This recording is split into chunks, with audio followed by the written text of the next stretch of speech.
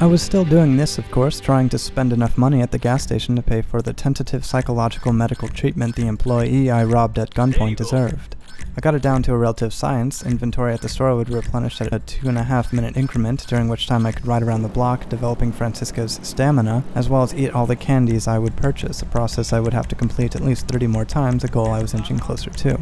On one of these times, as I was trying to make a deposit at the ATM, I would accidentally pull out my gun by pressing the wrong button. The store owner would have greeted me warmly several times throughout the process, but he would instantly call the police when I pressed the tab key. I was burned this way twice, having to run from the police for brandishing a firearm. Although the candies and snacks would replenish the damage from the use of deadly force, I decided to look for an alternative. I tried to sell the guns at a gun store, but it wasn't an option, nor was it selling online, so now I was at the dumpster trying to throw my guns away, before I accidentally pointed them at someone else. It took several tries, each time throwing the gun over the dumpster, and as I tried, 2 women pulled up in a white sports car. They stared at me for a moment, and after I accidentally brandished my gun again, I tried to communicate with them. As a casual observation, I noticed most of the windows were missing, and it might have had something to do with the bullet holes that covered the body of the somehow running vehicle. I wasn't here to judge, of course. I was curious as to what they were doing, hence my greeting. I was a bit weary of the machine pistol the passenger was carrying, but I'm sure it had something to do with the fact that I had pulled a gun on them myself, which was leaning more towards a contemporary greeting than an act of violence. The driver, Miss Hug, would disappear for a moment, and as she did, her compatriot, Zhao Bang Bang, got out of the car and approached and punched me in what I believe was the upper torso.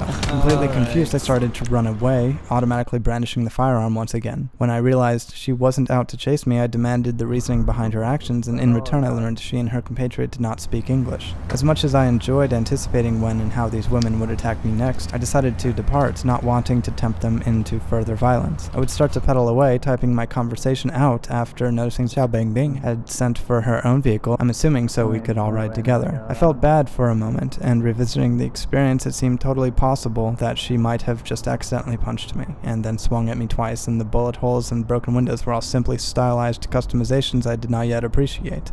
I would have made my decision to depart, however, and I would stick with it on my way towards a better place to discard my weapons and continue Francisco's karmic debt payback. Regardless, I wasn't afraid of dying or being killed, so I resolved that next time I would have to try to be more patient to overcome the language barrier. It was increasingly apparent that the woman had simply been literally hitting on Francisco, and in the future he should investigate such opportunities to enjoy the company of others.